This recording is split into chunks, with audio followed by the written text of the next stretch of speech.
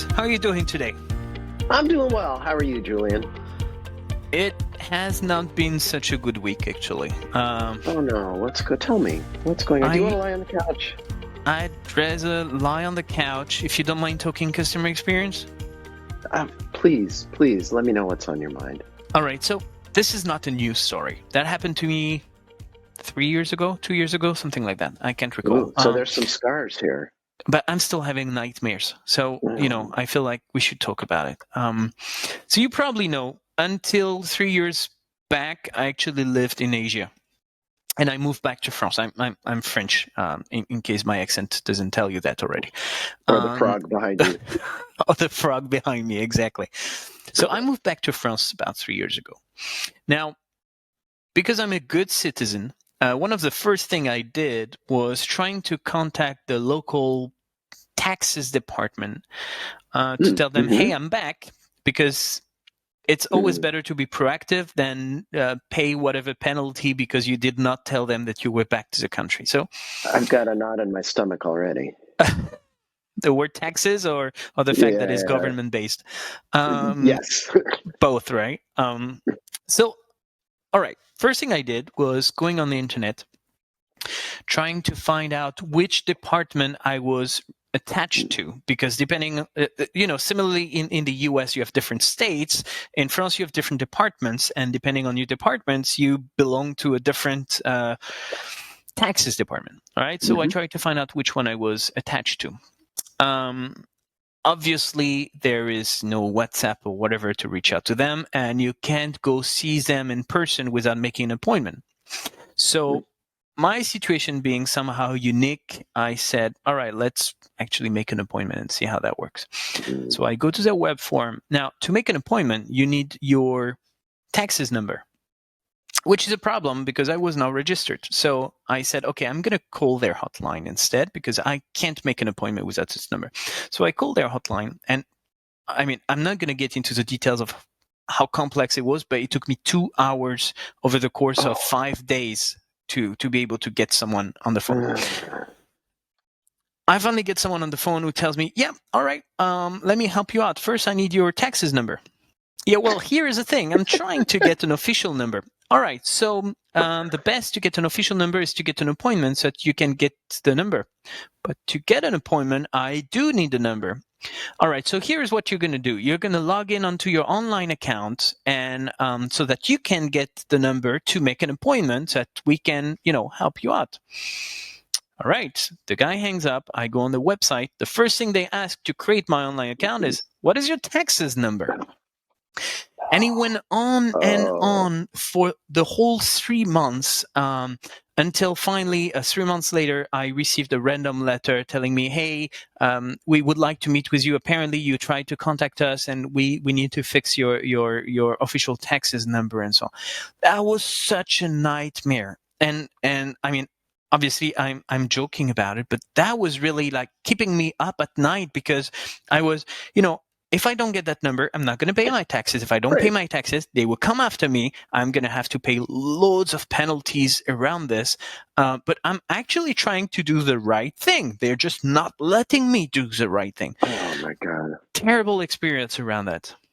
With to your point, with huge consequences potentially. Well, I guess you can always go back and say, look, I have proofs. I've called you guys 50 times. I've sent emails. I've tried. You just made it too difficult. I guess you can always make a point.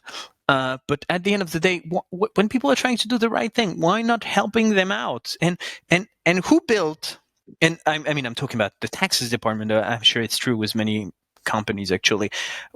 Who came up with a customer experience where you need something that, this infinite loop? Right.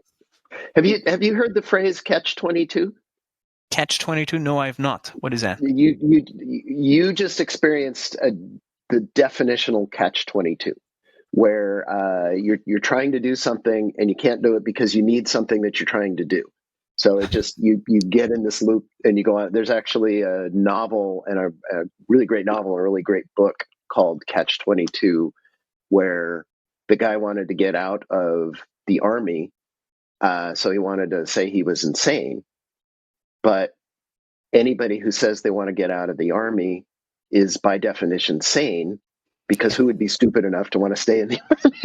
It's the same sort of idea here. You're trapped, just absolutely, in no two ways about it. And it's a terrible feeling to have, right? So what do you think they should have done differently, or what should I have done different? I don't think I'm in the wrong here, but maybe I am. What should be done differently here? What could you, for you, what could you possibly have done? I guess maybe it's hours of research, seeing if you can find a way to generate the number that nobody knew how to do. But if the people you're calling at the tax office don't know how to do it, I don't see how you're supposed to figure that out. So I think that's fair. Clearly, they need to have a way. This is so obvious, but they need to have a way to communicate with them that doesn't require a tax number. That's just systematic. It's funny, so many of the problems we see are multiple groups not connecting. Maybe under the covers, that's what's happening here, but it really looks and feels like this is one group that even within itself can't connect and can't communicate. And, somehow it feels like a story I told you a few weeks ago around, this photo album company based both in the UK and in Paris, and I reached out to the UK one, but actually it was Paris, and they could not communicate, and because I didn't have the right number that they were looking for, they could not even assist me in any way. Wouldn't it be just the most basic thing would be for a company, regardless if it's a taxes department or an actual company where you're a customer instead of a victim, that would actually be able to answer any question, even though you're not logged in, even though you don't have your official number. I have a question, help me out. And don't give me requirements to get help. Obviously, with my taxes number, it would probably be easier for you, but you probably can help me out even without this, right?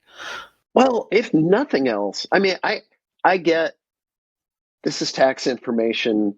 We had an earlier conversation about credit card theft and stuff like that. I get, but boy, howdy, should there be a reasonable way to get that tax number? That's, if they're going to make the argument that security dictates you must have this number, fine, then I'll back them up on that. But there's got to be a way to communicate them just to get through that hoop. There should, I don't understand. I guess, were you even that unusual of a use case? It seems like, is it? I'm not sure. I've had one social security, the U.S. equivalent. I've had one social security number my whole life, and that never changes. Yeah, so that's slightly different. I guess you got a social security number as a kid. You start paying taxes as a working adult. Now, what I did was probably unusual, meaning that I left my country before paying any taxes, and I lived abroad for 10-ish years. And when I came back, I never paid taxes in the past. So I'm actually a French citizen. I was born and raised in France, but I never paid taxes before. So I guess I was somehow the unusual case.